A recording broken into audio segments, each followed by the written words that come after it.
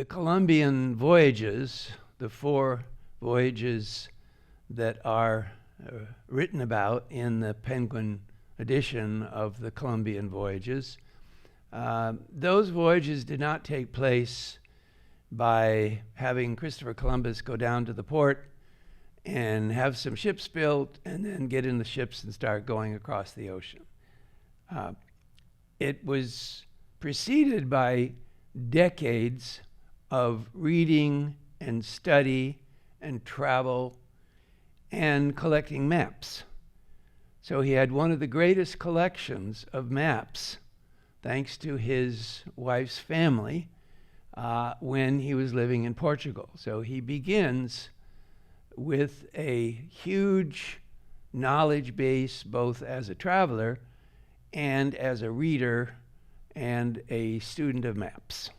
So now let's talk about the research in the back of the Columbian project. What did he need in order to do this? How could someone around 1480 begin to put together all these strains? And see, that's what he's doing. He has his navigational experience from Genoa, young kid, ships out on ships, goes all over the Mediterranean, goes up the coast, goes all the way to Iceland, England, and then adds that knowledge to everything else he has. In addition to that, how does he take that history of Italian navigational research, like the maps, the compass, the records of all the other voyages, and how does he put all that together and create 1492? Because that's what's happening. It's all these things coming together. Where does it start? Where is the root of all this knowledge and starting to come together? Well, it's Florence.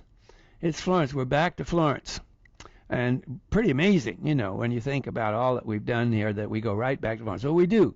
There's a direct connection between Florence, Renaissance, 1400, and Columbus. Not some, it was in the air stuff. No. Not, atmospheric. No. Direct, specific people and the story from 1400, when Manuel Chrysoloras comes to Florence, 1400, and starts to teach them Greek, brings with him some books, one of which is specifically Ptolemy, P-T, but you don't say the P, so you don't say Ptolemy, it's just Ptolemy. You've all talked about Ptolemy in the class because we did it in the fall quarter, and we talked about these Greek scientists. Well, Ptolemy was one of them. Invents latitude and longitude, perfects latitude and longitude. It's here in Florence with these people that we've talked about where the roots of the whole project are. So first of all, it's Manuel Chrysoloras, and he comes to Florence in 1400. He brings books, he brings knowledge, he brings the Greek language to Florence. Specifically, he brings the book Geography by Ptolemy to Florence in Greek. And now in Florence, they're going to have a copy and they're going to translate it into Latin so that they can read it all over Italy. And then they're going to print it. And all of that is going to lead to the rest. Ptolemy of Alexandria, about 100 AD, wrote several different books. One was called the Geography. And in Geography, he explains the circular globe, latitude, longitude, and the geocentric universe. So for him, the Earth is at the center of the universe. It's going to be Copernicus who's going to clarify that. And here are just some of the maps that were Greek manuscript maps that were brought to Florence from Constantinople. Remember, until 1453, the library in Constantinople still has lots and lots of books in Greek, and you can get to them, you can read them if you can read Greek. It's all going to end in 1453 with the Muslim conquest. And so here's the man, Chrysoloras, who brings everything to Florence. And there's the other man, Jacopo of Scarperia. And Jacopo, here's a picture of where he came from. And this is a little town of Scarperia up north of Florence.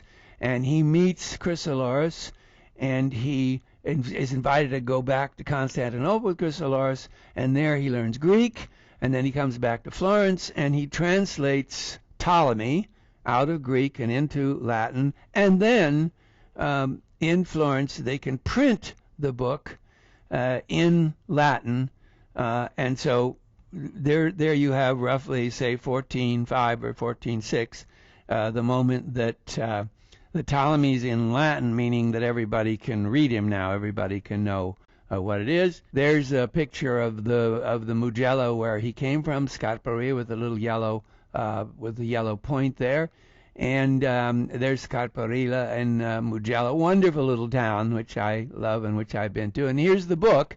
Here's the Ptolemy book, Geography, put into Latin, and then it's going to be printed in Florence pretty quickly. So all during the 1400s, it'll be printed again and again and again, and there'll be editions of Ptolemy all during the 1400s. So from the first here in Latin all the way up to when Columbus leaves on his trip, 1492. Right up to then, there are new editions being printed all over, printed in Florence, printed in Venice, printed in Rome. He will carry with him an edition printed in Rome. He'll have that with him, edition of Ptolemy with him on the trip. And one of the things that will go with it is a map. So Ptolemy explains in his book about latitude and longitude how to make a map on a flat piece of paper of something that is a three-dimensional object.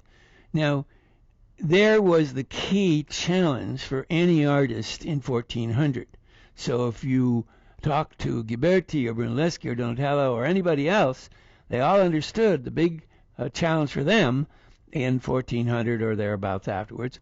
The big challenge would be how to make a three-dimensional room or a house or a church look three-dimensional on a flat paper. That's the challenge of the early Renaissance. And the map makers were going to get that challenge before anybody else, because they were already trying to print and think about how to print maps at this time, 1400, with the arrival of Ptolemy. So now, here you have map makers in Florence and in Italy and in Venice, and all of them facing the challenge of making maps, printing maps, either putting them in their books or putting in plates. So by 1500, there'll be very famous map makers who will produce a huge 12-plate map that would go up on your wall and would be maybe 5 feet wide. So that's finally what's going to happen. They would be printing maybe 12 different plates, and you'd buy them 12 pieces of paper, and then you put it all together. Your framer or you put it all together for the wall. So from 1400 to 1492, all these map makers are going to be facing the challenge of making a map. Here's another one in the early 1500s that will attempt to properly render the world. Now notice this one, which is before 1500, but is based on Ptolemy, has no new world in it. There's no other continent. There's no American continent yet. In fact, it also lacks water underneath Africa, because of course that also isn't going to be understood until Vasco da Gama from Portugal figures it all out, which is very close to 1500. So both Columbian discovery of the New World to the west and Vasco da Gama discovering the passage under the bottom of South Africa, all those things are happening about the same time, 1500.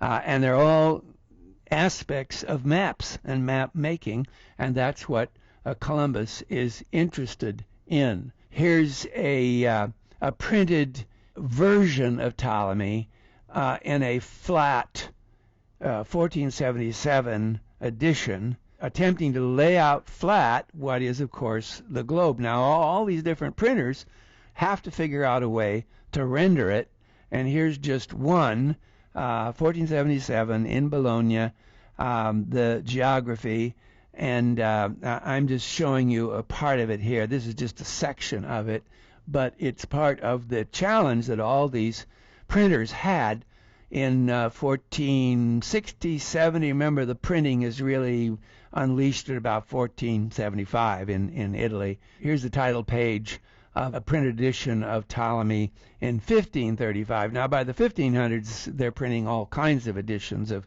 Ptolemy. By then, it's easy. And here's another printed edition of the Geography by Mercator, one of the many printers, and all of this is an aspect of Ptolemy of Alexandria. In other words, it's all built on Greek knowledge, Greek science.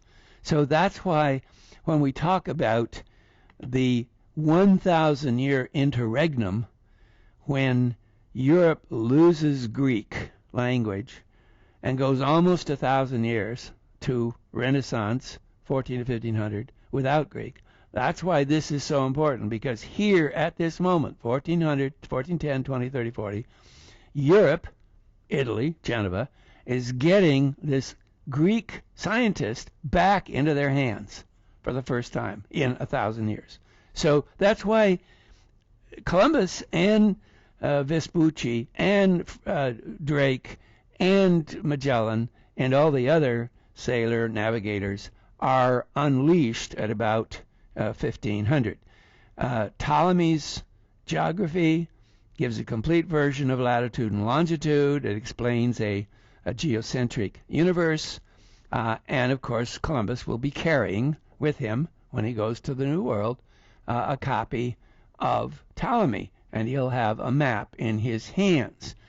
These are the great Greek scientists who all work together: Euclid, Eratosthenes, Ptolemy, all of them around 100 BC to 100 AD. How did they figure it out? Well, here's just a quick, very, very quick, because this could take us an hour, but this is how they did it. They were using geometry, Euclidean geometry. They were in Egypt, and so they used measuring of the sun cast by the shadow. And what they did was, in one city, measure the angle of the shadow, move to the other city, which they knew how far it was from Alexandria, measure it again, and then use the knowledge of the angle of the shadow, one and the other, to estimate the entire circumference of the circle within which they were sitting.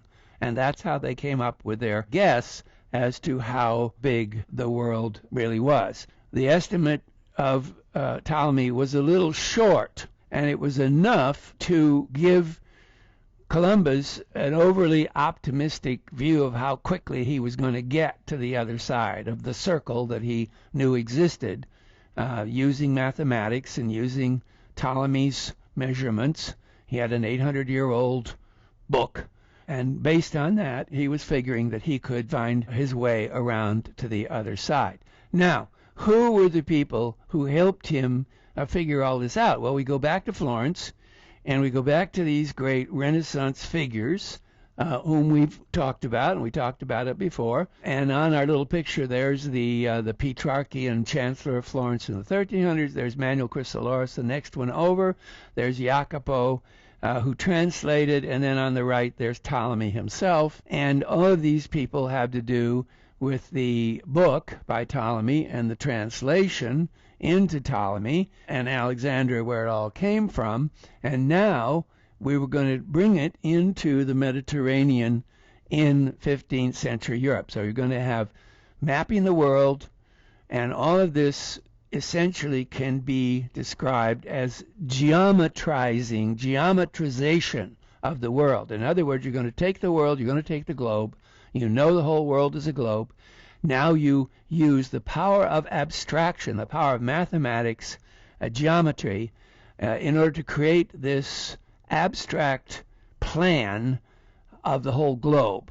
And that will show you all where everything is. When Ptolemy made his book, he told everybody in his book where everything was. Where was London? What was the latitude and longitude of London? What was the latitude and longitude of Paris? What was the latitude and longitude of Toledo? What was the latitude and longitude? He told them all. All these things were in the book.